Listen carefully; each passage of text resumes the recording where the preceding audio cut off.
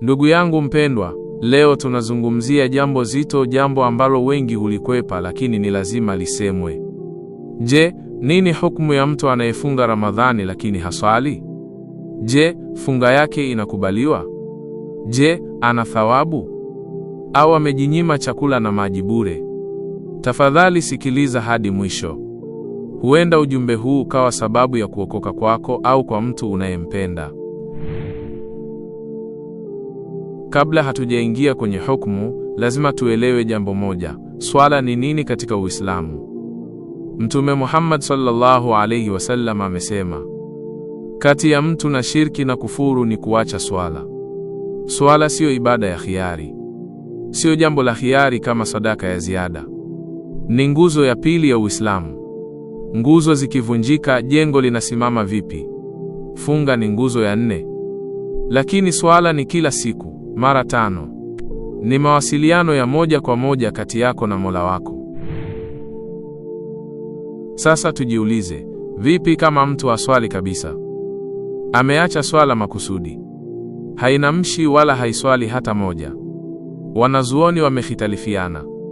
Baadhi wamesema kuacha swala kwa makusudi ni kufuru kubwa. Baadhi wamesema bado ni Muislamu lakini anatenda dhambi kubwa mno. Lakini wote wamekubaliana jambo moja, kuacha swala ni katika madhambi makubwa kabisa.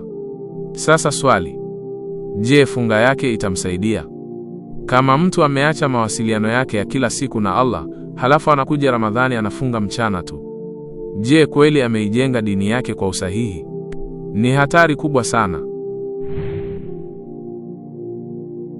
Mtu anaamini swala lakini ni mzembe. Kuna watu wanasema, mimi naamini swala ni wajibu, lakini uvivu tu nitakuja kuanza baadaye.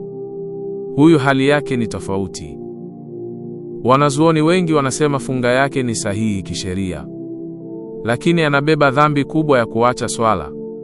Yaani mchana anakusanya thawabu za funga, lakini wakati huo huo anakusanya dhambi ya kuacha swala.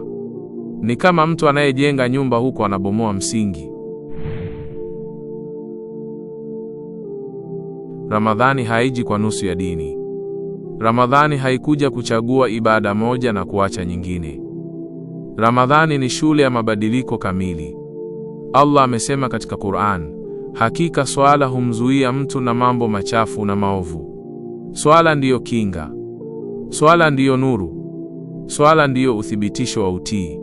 Mtu akifunga bila kuswali, bado anakosa kinga ya kila siku. Swali la kujitathmini. Jiulize kwa utulivu. Unaweza kuacha kula kwa ajili ya Allah, lakini huwezi kusimama dakika 5 kuswali? Unaweza kuvumilia kiu mchana mzima, lakini huwezi kusujudu mara 5? Tatizo si uwezo. Tatizo ni msukumo wa moyo. Na Ramadhani imekuja kuhuisha moyo. Kama wewe ni miongoni mwa wanaofunga lakini hawaswali, usikate tamaa. Hii ni dalili bado kuna imani ndani yako. Funga ni ishara kwamba bado unamjali Allah. Sasa chukua hatua moja zaidi. Anza na swala moja kwa siku. Halafu 2. Halafu 3. Usingoje uwe mkamilifu ili uanze. Anza ili uwe mkamilifu. Hatari ya kuchelewesha. Kuna watu wanasema nitaanza kuswali nikiwa mzee. Lakini je, umepewa dhamana ya kuishi hadi kesho? Maisha hayana ratiba ya kukupa onyo.